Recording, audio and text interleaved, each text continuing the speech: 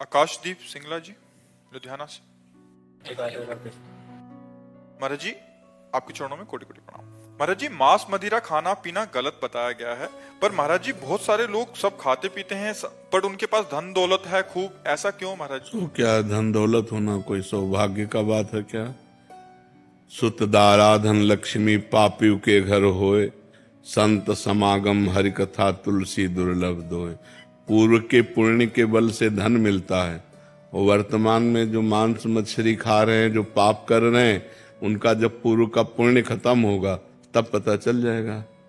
और विद्वान या विवेकवान बुद्धिमान परिणाम को देखता है, वर्तमान को नहीं देखता है, परिणाम को देखता है। मरोगे तो तुम्हारा शरीर जाएगा तुम्हारे साथ, बैंक बैलेंस जाएगा है? क्या जाएगा फिर? इसके लिए जो पाप कर्म किए वो जाएगा। जो बकरा खा रहे हो, गाय खा रहे हो, भैंसा खा रहे हो, सुअर खा रहे हो, वो तो परिणाम तुम्हारा दुर्गति नरक में भोगनी पड़ेगी। पैसा होना कोई खास बात थोड़ी है। पैसा तो कसाई के पास भी है, पापियों के पास भी है। पैसा खास बात नहीं। शांति, आनंद, परिणाम। बुद्धिमान वही भैया जो परिणाम को देखता है। परिणाम क्या? अच्छा, तुम्हारे शरीर को एक चिमटी से अभी हम नोचे ऐसे, आपको कष्ट होगा ना? तो फिर क्या पशु पक्षियों को कष्ट नहीं होता? उनको जो भूंज के खाते हो, उनका जो मांस खाते हो, आप मान लो कह दो कि हम नहीं काटते हैं, लेकिन आप उसके हिस्सेदार तो हुए। अगर आप मांस खाना बंद कर दो तो काटना बंद कर देगा। आप खरीदते हैं तो आप हिस्सेदार हैं उसके। तीन को बराबर फल मिलता है, कर्ता, अनुमोदक और प्रेरक। प्रेरणा देने वाला और करने वाला और उसकी सहायता करने वाला, अनुमोदन। तो खाना अनुमोदन हुआ, आपको वही दंड मिलेगा। तो इसलिए धन होना कोई अच्छी बात थोड़ी है कि धन है तो अच्छी बात है, नहीं।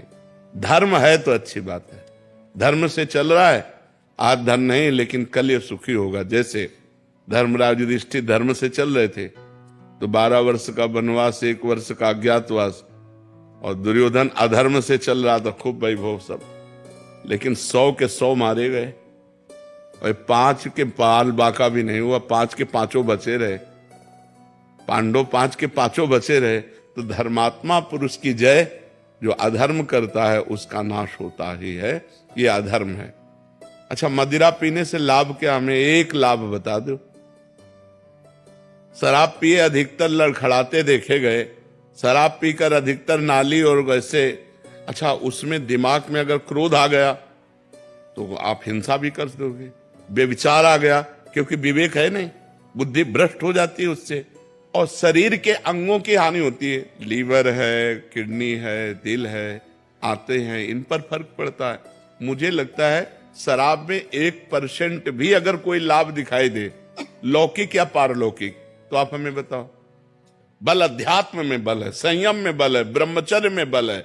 अगर हम संयम से चल रहे हैं, ब्रह्मचर्य से चल रहे हैं, अध्यात्म से चल रहे हैं, तो हम तुम्हें परास्त कर सकते हैं। क्या दूसरे का मांस खा के, दूसरे के शरीर को खा करके तुम अपने शरीर को तुम बहुत मोटा कर सकते हो, लेकिन आध्यात्म बलवान नहीं हो सकते। हमारे ब्रह्म ऋषि ऐसे ऐसे होते थे, हड्डी हड्डी होती थी, लेकिन पूरा राज्य कांपता था जिस राज्य में चले जाते थे। क्यों? अध्यात्म बल। तो हमें लगता है गंदी बातें मत करो। न शराब में आनंद है, न पराई बहनी बिटिया के छेड़ने में आनंद है, न मांस खाने में आनंद है, और न जुआ खेलने में, और यही चीजें हम मना करते हैं। अच्छा, जुआ खेलकर आज तक कौन अरबपति बन गया है? अगर 1 पॉइंट में तुम विजय प्राप्त होते तो 10 पॉइंट में तुम हार जाते हो और तुम्हारा सर्वनाश हो जाता है। कोई हमें बताओ, मदिरा पी के, मांस खा के, बेविचार करके, कहीं भी आज बेविचार कर लिया, बच गए, लेकिन वो आदत तुम्हें ऐसी जगह फंसाएगी कि तुम्हारी बेइज्जती हो जाएगी।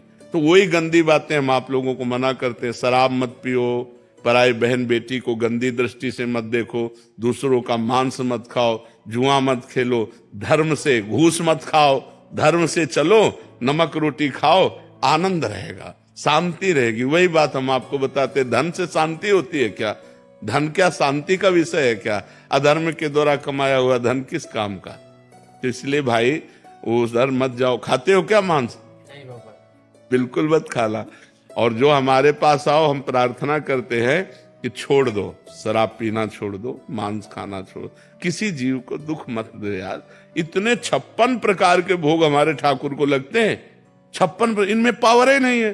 कैसी बात करते हो? जीव जंतुओं को जीने दो यार, इनकी हत्या मत करो।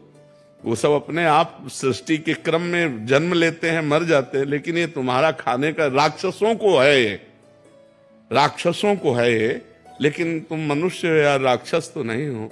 लेकिन प्राय आजकल वीआईपी वही है, और अगर बढ़िया हाथ पैर धुलवा के और टाट पट्टी में बैठाल के और खीर पूड़ी पवाई जाए तो बोले बेइज्जती हो गई।